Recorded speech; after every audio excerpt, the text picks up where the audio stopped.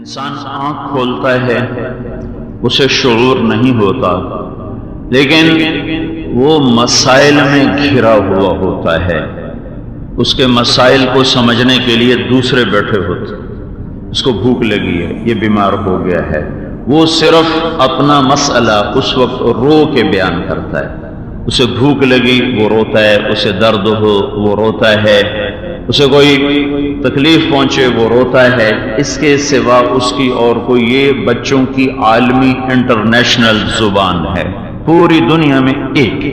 گونگوں کے بھی اشارات دنیا میں الگ الگ ہیں۔ عرب کے گونگوں سے ملاقاتیں ہوئیں، ان کے اشارے اور ہیں، یہاں کے گونگوں سے ملاقاتیں ہوئیں، ان کے اشارے اور ہیں، لیکن ساری دنیا کے بچوں کی ایک زبان ہے کہ جب ان پر کوئی تکلیف کوئی مسئلہ آتا ہے وہ روتا ہے۔ یہ خود چونکہ ابھی اس قابل نہیں ہے کہ وہ سمجھے کہ میرا مسئلہ کیا ہے، کچھ ہے تو اللہ نے اس کے چاروں طرف لگا دیے کچھ لوگ۔ وَجَعَلْتُ لَكَ حَنَانًا فِي صَدْرِ أَبَوَيْكَ لَا يَأْكُلَانِ حَتَّى تَشْبَعَ وَلَا يَنَامَانِ حَتَّى تَرْقُدَ۔ میں تیرے لیے دو تیری ماں اور تیرا باپ، ان دو کو میں تیرے لیے بے قرار کر دیتا ہوں۔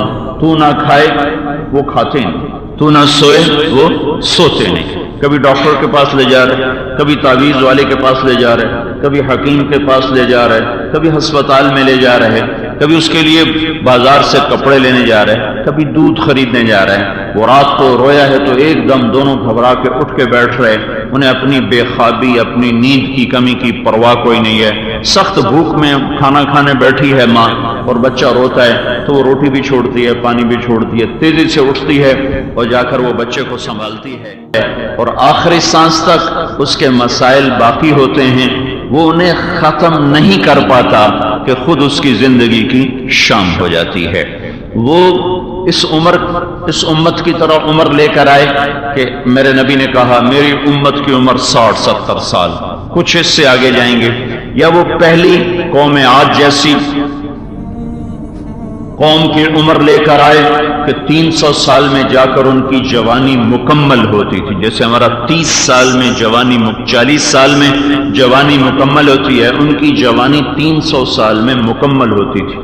وہ عمر ہو یا یہ عمر ہو، قصیر ہو یا طویل ہو، تھوڑی ہو یا زیادہ ہو، اسباب زندگی غافر ہوں یا درمیانے ہوں یا کم ہوں یا ناپید ہوں، ہر حال میں جب انسان مرتا ہے تو بہت سے مسائل چھوڑ کے مرتا ہے۔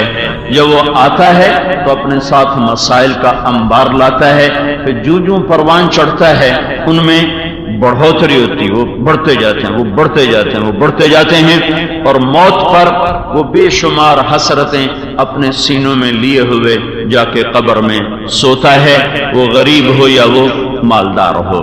ان مسائل میں گھری ہوئی زندگی میں کہ جو کہ چاروں طرف سے مسائل ہیں، تو عام طور پر جو چیز سامنے ہوتی ہے وہ اثر کرتی ہے، جو نظر نہیں آتی وہ اوجھل ہو جاتی ہے، اس کا تاثر بھی ختم ہو جاتا ہے۔